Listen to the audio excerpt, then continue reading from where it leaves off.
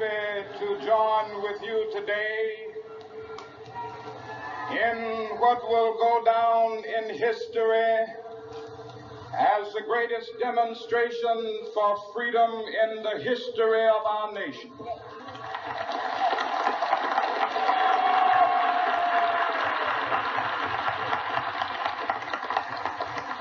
Five score years ago, a great American in whose symbolic shadow we stand today signed the Emancipation Proclamation. This momentous decree came as a great beacon light of hope to millions of Negro slaves who had been seared in the flames of withering injustice. It came as a joyous daybreak to end the long night of their captivity. But 100 years later, the Negro still is not free. 100 years later,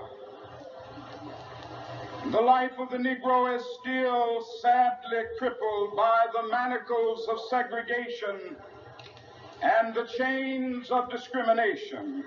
100 years later, the Negro lives on a lonely island of poverty in the midst of a vast ocean of material prosperity.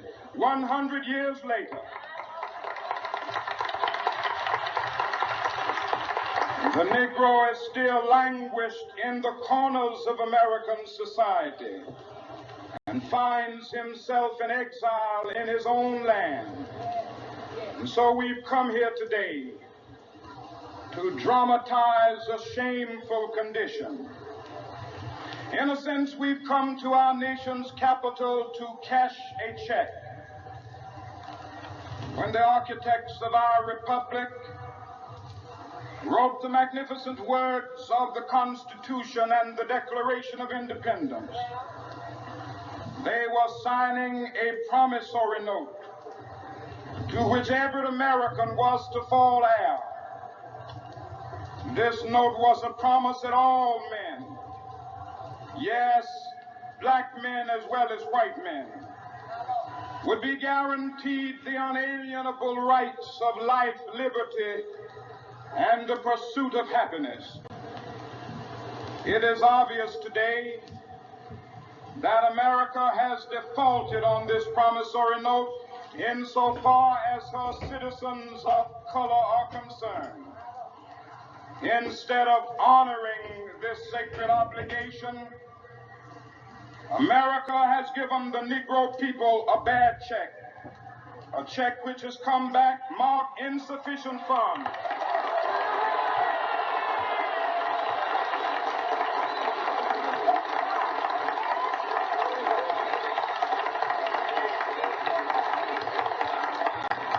But we refuse to believe that the Bank of Justice is bankrupt. We refuse to believe that there are insufficient funds in the great vaults of opportunity of this nation. So we've come to cash this check, a check that will give us upon demand the riches of freedom and the security of justice.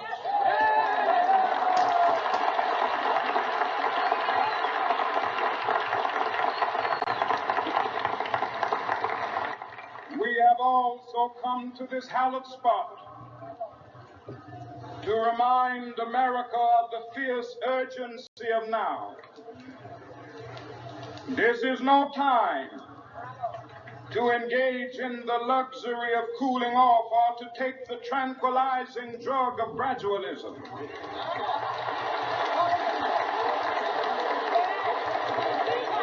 Now is the time to make real the promises of democracy. Now is the time to rise from the dark and desolate valley of segregation to the sunlit path of racial justice. Now is the time. to lift our nation from the quicksands of racial injustice to the solid rock of brotherhood. Now is the time to make justice a reality for all of God's children. It would be fatal for the nation to overlook the urgency of the moment. This sweltering summit of the Negro's legitimate discontent will not pass until that is an invigorating autumn of freedom and equality. 1963 is not an end, but a beginning. Those who hope that the Negro needed to blow off steam and will now be content will have a rude awakening if the nation returns to business as usual.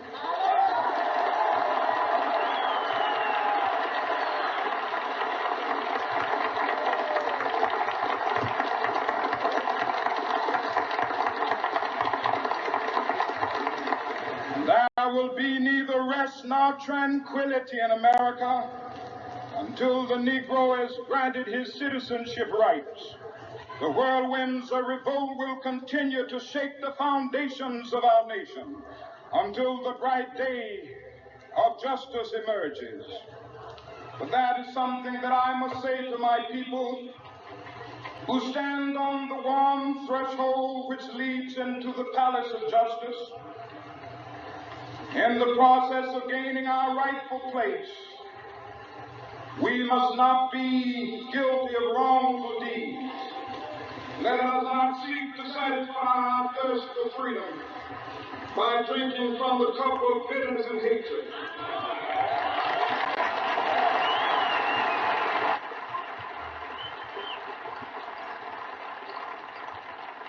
We must endeavor to look our struggle on the high plane of dignity and discipline. We must not allow our creative protest to degenerate into physical violence. Again and again, we must rise to the majestic heights of meeting physical force with soul force. The marvelous new militancy which has engulfed the Negro community must not lead us to a distrust of all white people. For many of our white brothers, as evidenced by their presence here today, have come to realize that their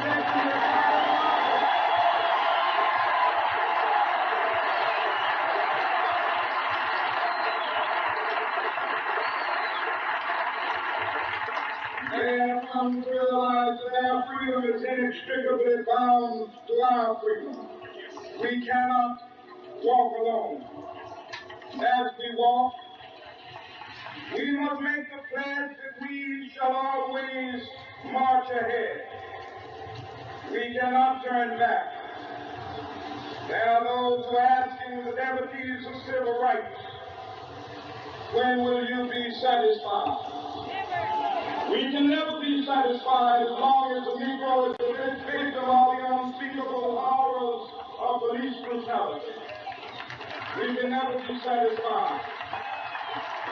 As long as our body is heavy with the fatigue of travel, cannot gain lodging in the motels of the highways and the hotels of the city.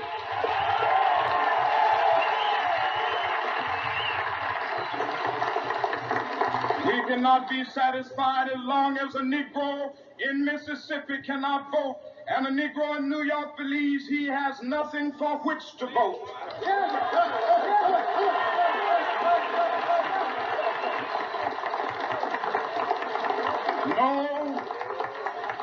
No, we are not satisfied, and we will not be satisfied until justice rolls down like waters and righteousness like a mighty stream.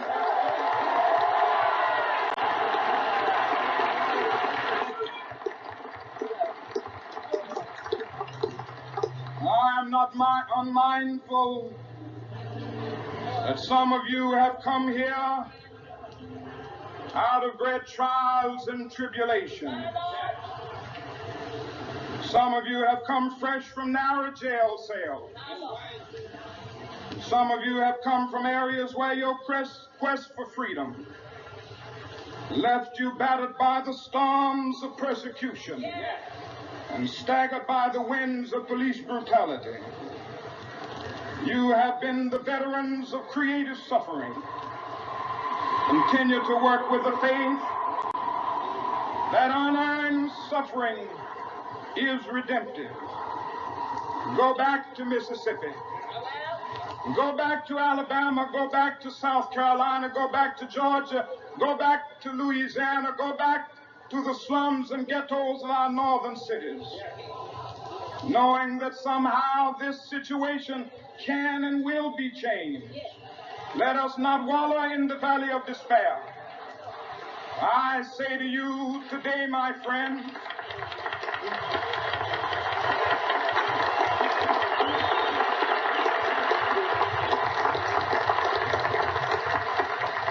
so even though we face the difficulties of today and tomorrow, I still have a dream. It is a dream deeply rooted in the American dream.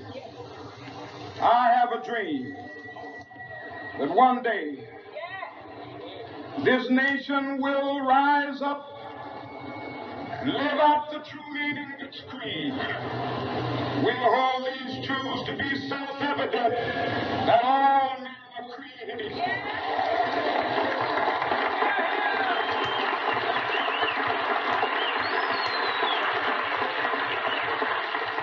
I have a dream that one day on the red hills of Georgia, the sons of former slaves and the sons of former slave owners will be able to sit down together at the table of brotherhood. I have a dream that one day,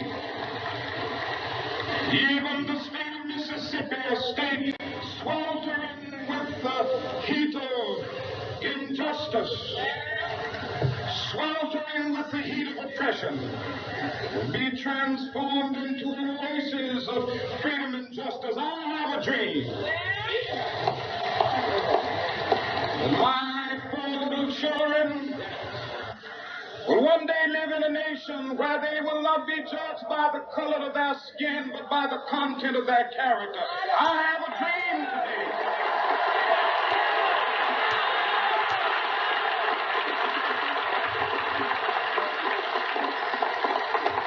I have a dream that one day, down in Alabama, with its vicious racists, with its governor having his lips dripping with the words of interposition and nullification, one day right there in Alabama, little black boys and black girls will be able to join hands with little white boys and white girls as sisters and brothers. I have a dream today.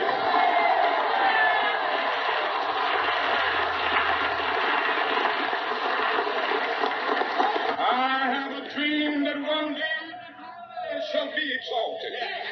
Every hill and mountain shall be made low, the rough places will be made plain, and the crooked places will be made straight, and the glory of the Lord shall be revealed, and all flesh shall see it together. This is our hope, and this is a faith that I go back to the South with. With this faith, we will be able to hew out of the mountain of despair a stone of hope. With this faith, we will be able to transform the jangling discords of our nation into a beautiful symphony of brotherhood. With this faith, we will be able to work together, to pray together, to struggle together, to go to jail together, to stand up for freedom together, knowing that we will be free one day. This will be the day. This will be the day when all of God's children will be able to sing with new meaning, "My country, tears of thee. Sweet land of liberty, of thee I sing.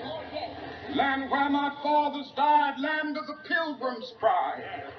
From every mountainside, let freedom ring. And if America is to be a great nation, this must become true.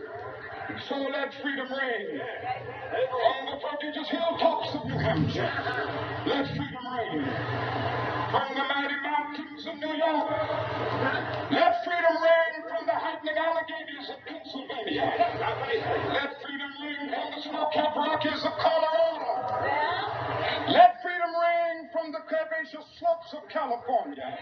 But not only that, let freedom ring from Stone Mountain of Georgia. Let freedom ring from Lookout Mountain of Tennessee. Let freedom ring from every hill and molehill of Mississippi, from every mountainside. Let freedom ring, and when this happens, when we allow freedom ring, when we let it ring from every village and every hamlet, from every state and every city, we will be able to speed up that day when all of God's children, black men and white men, Jews and Gentiles, Protestants and Catholics, will be able to join hands and sing in the